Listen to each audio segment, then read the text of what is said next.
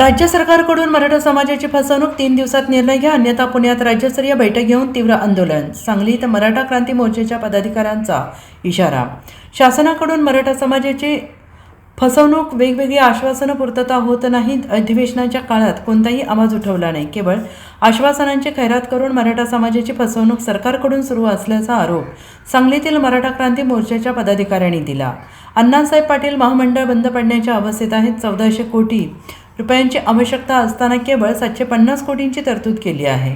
सारथी संस्थेला स्वायत्तता देण्यात असमर्थ आहे. समाजातील मुलांना कोणतीही शैक्षणिक सवलत मिळत नाही. आमच्या जातीचे आमदार आणि इतर जातीचे आमदार कोणी लक्ष देत नाही. जरांगे पाटील यांनी आंदोलन केलं, त्यात एखादी मागणी मान्य होते, पण इतर मागण्यांकडे दुर्लक्ष होत आहे. शासनाने आमच्या मागण्यासंदर्भात 8 दिवसात निर्णय न घेतल्यास 15 दिवसात पुणे येथे मराठा संघटनांची राज्यस्तरीय बैठक घेऊन राज्यव्यापी आंदोलनाची दिशा ठरवली जाईल. अशा वेळप्रसंगी पदवीधर निवडणुकीत मराठा समाजातील उच्च शिक्षित उमेदवार सरकारविरोधात उभा करण्याचा इशारा देण्यात आला. शासनाकडून मराठा समाजाची वारंवार होणारी फसवणूक आणि वेगवेगळी आश्वासनं दिली, परंतु कोणतीही पूर्तता होत नाही. यासाठी आज सांगली येथे मराठा क्रांती मोर्चा सांगली जिल्ह्याच्या वतीने पत्रकार परिषद आयोजित केलेली आहे. यामध्ये आपल्या सर्वांचं स्वागत. या ठिकाणी आता अधिवेशनाचा काळ चालू आहे. आम्ही बऱ्याच वेळेला पत्रव्यवहार केलेला आहे, परंतु कोणतीही मागणी मान्य होत नाही. दुर्दैवानं अधिवेशनाच्या काळामध्ये एकाही आमदारनं मराठा समाजाच्या कोणत्याही प्रश्नावर आवाज उठवला नाही. हे मराठा समाजाचं दुर्दैव आहे. आणि आम्ही आता सगळ्यात महत्त्वाचे जे विषय आहेत त्याच्यामध्ये अण्णासाहेब पाटील आमचं आर्थिक महामंडळ जे पूर्णपणे बंद पडायच्या अवस्थेत आलेलं आहे. या ठिकाणी आम्हाला 1400 कोटीची आवश्यकता असताना 750 कोटीची तरतूद केली आणि त्यापैकी फक्त 150 कोटी आम्हाला आत्ता वर्ग केलेले आहेत. आणि 1 जानेवारी 2025 पूर्वीचे सगळे LOI एक GR काढून शासनानं रद्द केले आणि त्या लोकांनी ज्यांनी कर्ज घेतले त्यांना व्याजाचा परतावा आता मिळत नाही. त्या लोकांना उपाशी मारायची पाळी आली. तर त्या लोकांनी आता जायचं कुठं? म्हणून आम्ही वारंवार या महामंडळाच्या अध्यक्षांनी MD यांना विनंती केलेली आहे की ते तुम्ही LOI पूर्वी चालू करा आणि सगळ्यांना एकसारखं तुम्ही पुन्हा LOI काढून आणि व्याजाचे परतावे रितसर देण्याची प्रक्रिया चालू करा. याच्यानंतर आमचा दुसरं म्हणणं आहे की सारथी संस्थेला वाढीव निधी आणि संस्थेला निर्णय घेण्यासाठी स्वायत्तता बहाल करण्याबाबत देखील शासन उदासीन आहे असल्याचे दिसून येत आहे. याबाबतसुद्धा सरकारनं तात्काळ निर्णय घ्यावा आणि हा निर्णय न घेतल्यास सामाजिक व राजकीय आंदोलन आम्हाला उभं करण्याशिवाय पर्याय राहणार नाही. याच्याबरोबर शासनाने आमच्या आता याच्यामध्ये अजून बऱ्याचशा मागण्या आहेत. या काही मागण्या आमचे समन्वयक प्रशांत भोसले सांगतील. मराठा आरक्षणाच्या केसमध्ये मुंबईमध्ये जी सुनावणी चालू आहे त्या केसमध्ये सरकारच्या वतीनं प्रतिज्ञापत्रक सादर करण्यात आलेलं आहे की हे आरक्षण 50%च्या वर आहे. सरकारची ही भूमिका सरळ घटनाविरोधी आणि घटनाद्रोही आहे. यामुळं मराठा आरक्षण धोक्यात येणारच आहे, परंतु घटनात्मक मूल्यांची सुद्धा पायमल्ली होणार आहे. सरकारनं या बाबतीमध्ये योग्य निर्णय आणि योग्य भूमिका घेणं आवश्यक होतं, कारण सुक्रे कमिटीचा अहवाल सादर करत असताना त्या समितीनं मराठा आणि कुणबी एक आहेत ही मागणी फेटाळून हे मागासलेपण सिद्ध केलेलं आहे.